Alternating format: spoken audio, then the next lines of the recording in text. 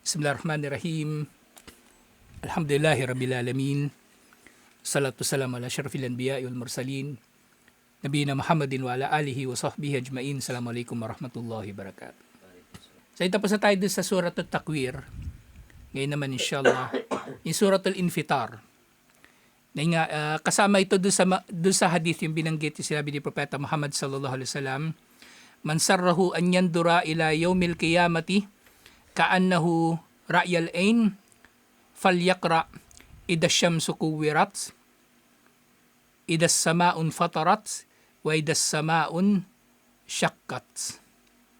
So tatlong sura daw ang babasahin ng tao na sino man, sa tatlong sura daw ang babasahin ng sino man na gusto niyang makita ang araw ng paghuhukom na para bang nasa harapan na niya ito. Yung Suratul Takwir, natapos na natin. At ngayon Suratul Infitar, Idha Samaun Fatarat, at yung Suratul Inshikak, Idha Samaun Syakkat. Tatlong sura. So ito na yung pangalawa na nabanggit sa hadith na ito. Alhamdulillah.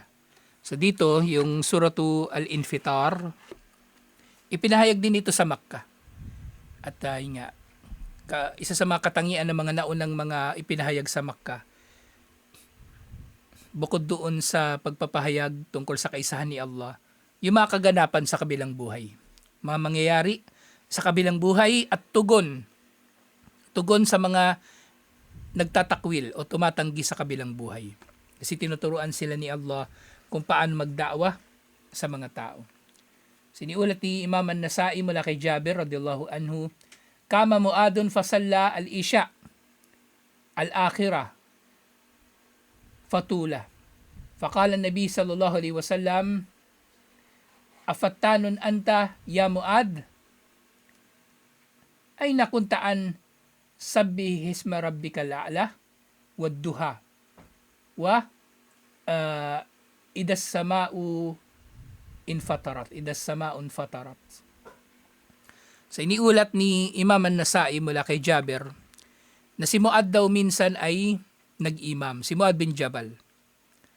At hinabaan niya yung sala ng Isya. Hinabaan niya yung sura na binasa. Actually sa iba pang ang ulat, maring ito rin yung yung nagreklamo yung mga tao. Masyadong mahaba yung sala.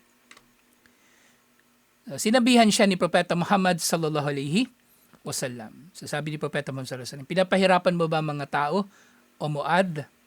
Ba't hindi ka nalang magbasa ng Suratul A'la, yung sabbih isma rabbikal a'la? Ang ibig sabihin dito ni Propeta Muhammad sallallahu alaihi wasallam, yung mga ganun lang kahaba. Lalo na Isya. Kasi yung Isya, di ba ang pinakamaikling sala, madalas yung Maghrib. Di ba kasi maikling sura lang. So nabasahin din yung mga maikling sura lang talaga eh. Pero sa Isya, mga katamtaman lang. Pinakamahaba, Fajar. So sabi niya, sapat na nabasahin mo yung Suratul A'la, ganun kahaba. O kaya yung Suratul Duha, o kaya ito, yung Suratul Al-Infitar, Idha Samaun Fatarat, na kumbaga rekomendado ni Propeta Muhammad sallallahu alaihi wasallam. So dito sinasabi rin, wa aslal hadith mukhrajun fi sahihain. Nababanggit din ang hadith na ito doon sa iniulat ni na Imam Al-Bukhari at Imam Muslim. Walakin dhakara idas samaun fatarat fi afradin nisa'i. So nababanggit din ito, pero yung Suratul Infitar nababanggit lang sa ulat ni Imam An-Nasa'i.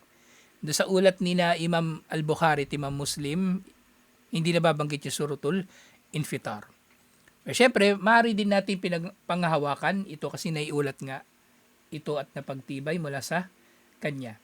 At gayon din, waqad taqaddama min riwaya Abdullah bin Omar, iniulat ni Abdullah bin Omar mula kay Propeta Muhammad sallallahu alaihi wasallam, yung hadith na nabasa rin natin kanina, man sarrahu an yandura ilal qiyamati ra'yal ain falyaqra. Sino man ang nais na makita ang araw ng paghuhukom na para bang nasa harapan na niya ito, ay basahin niya ang Suratul Takwir, Suratul Infitar at yung Suratul Al-Inshikak.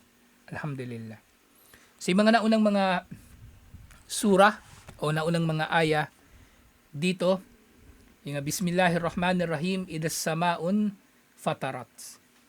So lahat ng ito ay tumutukoy doon sa mayakau yawmil qiyamah, ang mga mangyayari sa araw ng paghuhukom. At syempre, minsan nagkakapalit-palit ng tawag, di ba? Tawag nila yawmul qiyamah, yawmul hisab, at iba't iba pang mga tawag sa araw ng paghuhukom. Pero pare-pareho lang yun ang tinutukoy. At syempre, dito, yawmul qiyamah yung binabanggit, pero pagkagunaw pa lang ito ng mundo yung tinutukoy sa mga aya. Pero yawmul qiyamah na rin yun. Kasi actually nga, ang yawmul qiyamah magsisimula sa kamatayan natin. Bawat isa sa atin ay nagsimula ng kanyang qiyamah, ang kanyang akhirah, sa kamatayan niya. At yun din sa pagkagunaw ng mundo, syempre ganun din. Sige, unang aya, idas samau infatarats. Kapag ang langit ay infatarats. Infatarats ay insyakkats, kama qala ta'ala, as-sama'u munfatirun bihi. So yung infatarat sa kahulugan ng insyakkat, ibig sabihin yung kapag ito ay nahati, sumabog o nadurog. Kapag ang langit daw ay nahati.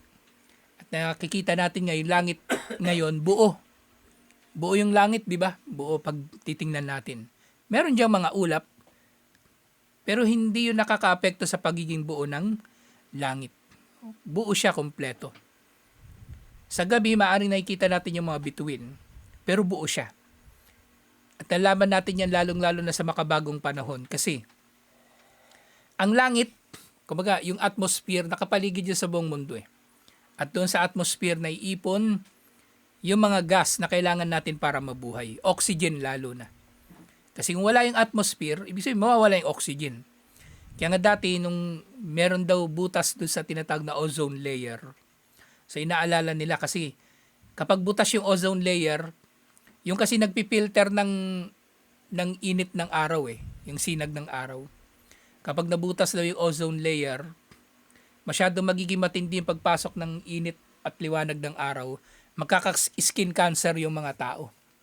Kaya nga nauso nung unang panahon yung mga tawag nila yung sunblock, parang lotion para hindi masyadong mainitan yung balat mo. Sunblock. Actually, sunblock na yun, ginagamit din siya nung lalo ni mga tao na nasanay sa malamig na klima. Pagpupunta sila sa mainit na klima, nagsa-sunblock talaga sila kasi madaling masunog yung balat nila. Yun yung kinatatakutan noon. Pero ngayon, naman na, naka-recover na yung ozone layer. So, nananatiling buo yung langit. Pero pagdating ng pagkagunaw ng mundo, kabilang sa mga mawawasak, yung langit. Mawawala yung atmosphere, kabilang sa mga magiging kahulugan ng pagkasira ng langit. Sige, kahulugan ng infatarat, ibig sabihin, mahati. Katulad ng sinabi ni Allah, as-sama'u munfatirun bihi, kapag ang langit daw ay munfatir. Nababanggit ito doon sa Dito kasi sa Arabic wala yung wala yung mga aya kung saan. Ito chapter 73 verse 18. Kapag daw ang langit ay hinati. At ganyan din sinabi din ni Allah doon sa isa pang aya. Ito lang pala yung idas sama'u munfatirun bihi. Yung sumunod na aya na pala nabanggit. Waidal kawakibun tafarat. At kapag ang mga bituin, so kasama ng pagkasira ng langit, yung unang tinutukoy dito yung langit ng mundo, apektado na rin pati yung langit sa mga mas mataas na level nito. Kasama ni mga bituin. Waidal kawakibun tafarat. At actually yung kawakib dito, hindi lang ito yung mga bituin Kasama na rito yung mga planeta. Basta anumang nakikita natin mula dito sa mundo, ang tawag doon sa Arabic, kawakib. Lahat. Mga kasama na din mga planeta. Kapag ang mga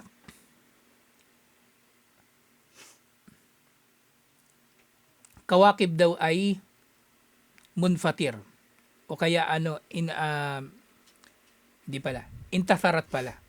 Kapag ang mga kawakib ay intatharat sa kahulugan na naglaglagan. Kumbaga, nawala na sila sa orbit nila. Kasi 'di ba nalaman natin ngayon na yung mga heavenly bodies pala. Yung Earth umiikot sa araw. Ito yung araw, umiikot yung Earth sa araw. Pero sa Earth, umiikot din sa Earth yung buwan. Nag-iikotan sila sa isa't isa. Ulitin natin . Yung buwan umiikot sa Earth. Yung Earth umiikot sa araw. Yung araw, actually, yung buong solar system, tumatakbo rin. Habang tumatakbo yung araw, gumaganon din ng gumaganon yung iba't ibang mga planeta sa kanya. So kapag nangyari yon, yung araw ng paghukom, mawawala sila sa kanilang mga orbit at maglalaglagan. Sila ay maglalaglagan. At hindi sa kahulugan ng intatharat, yung atasakatat na maglalaglagan, waidal biharu fujirat. Ay yung pangatlong aya, sinabi ni Allah, kapag ang dagat daw ay fujirat. At sinabi ni Ali bin Abi Talha radiyallahu anhu mula kay Ibn Abbas, fajjarallahu ba'daha fi ba'd. Kumbaga yung dagat daw, pasasabugin ni Allah ang isang parte nito sa iba pang parte nito. Kumbaga maaring magkakaroon ng malakas na puwersa na magdudulot na maghahalo-halo yung dagat o ganun din kukulo. Ganun din kukulo. Katulad na nababanggit dun sa Suratul Takwir. At yun nga, maaaring magiging dahilan ng pagkulo ng dagat o pag-apaw ng dagat at iba't iba pa. Yung mga paglindol na mangyayari sa ilalim ng dagat. Halimbawa na lang dyan yung tsunami. Di ba yung tsunami? Kapag lumindol sa ilalim ng dagat, ang unang mangyayari pala sa tsunami, yun nga yung unang palatandaan . Aatras yung tubig. Kasi parang bumubuelo siya . Aatras.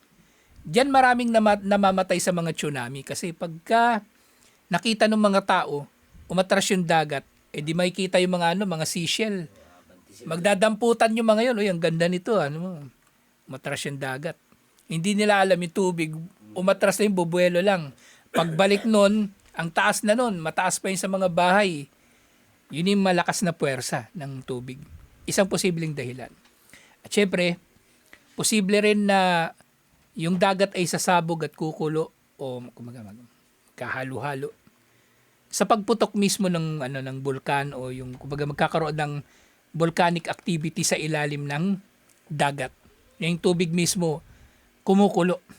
As in yung nagiging water vapor at iba pang mga bagay. So maraming posibleng mangyari na napakalaking enerhiya ang mapoproduce at mawawasak talaga yung marami at mamamatay ang mga tao. Mamatay ang mga tao. At sinabi nila Hasan, fajjarallahu ba'daha fi ba'din fadahaba ma'uha. Na kapag nangyari daw ito, nasasabog daw ang dagat, sa sobrang tindi ng enerhiya nito, mawawala yung tubig. At yun na nga, diba? Ngayon naiintindihan na natin na yung Ardul Mahsyar, yun nga yung Sahira. Di ba ito rin palang mundo na ito yun, mapapatag. At para maging kompleto yung pagkakapatag ng mundo na wala nang malalim, wala nang mataas, kailangan mawala muna yung tubig ng dagat. Ayun na nga, mawawala yung tubig ng dagat. So isipin nyo napakatinding enerhiya nun. Yung pagpapakulo pa lang ng tubig, ilang enerhiya yung kailangan doon. Ilang enerhiya. Kumbaga, paano pa kayang ubusin yung tubig sa dagat? Ubusin. Yung pakuluin mo yung tubig, di ba? Pakuluin mo yung tubig hanggang sa maubos yung tubig. Diba, yung ginagawa ng mga nag-aasin, yung pakuluin nila yung tubig yung iba . Lalo sa Ilocos, yung tawag nila dinosaur egg. Kasing iba, nilalatag nila sa lupa, tas matutuyo yung tubig dagat, may iwan asin. Yung iba, pinapakuluan talaga nila. Yun yung mga mamahalin na mga asin. Mamahalin na mga asin. So kukulo yung tubig, maiwan yung asin. Pero ang tagal nun. Ang tagal mo pa kukuluan yun, ilang araw yun. Eto, maaring gagawin ito ni Allah. Sabihin natin lang, sandali lang, baka ilang oras lang o ilang segundo. Kayang-kayang gawin ito ni Allah. So ganun katindi. So mawawala yung tubig ng dagat, tapos mapapatag lahat yun. At yun na, doon na magtitipon-tipon ang mga tao. Hindi nga, magbabago talaga ang lupa. Yung katulad ng tinalakay natin, yung huli nating natalakay doon sa araw ng paghukom. Yawma tubaddalul ardu, sa araw na papalitan ni Allah ang lupa. Na papalitan ni Allah ang lupa ng iba pang lupa, liban pa rito. So nakakatakot talaga. Kaya nga, yung sinabi ni Propeta Muhammad sallallahu alaihi wasallam, sino man yung nagdanais na makita niya yung araw ng paghuhukom na para bang nasa harapan na niya ito, ibasahin nga niya ang mga sura na ito at kasama itong Suratul Infitar. Alhamdulillah. So ito yung panimula natin sa pagtalakay na ito. Inshallah, so marami pang matatalakay tayo na detalye sa araw ng paghuhukom. Inshallah. Sa tutuloy ito, inshallah. Assalamualaikum warahmatullahi wabarakatuh.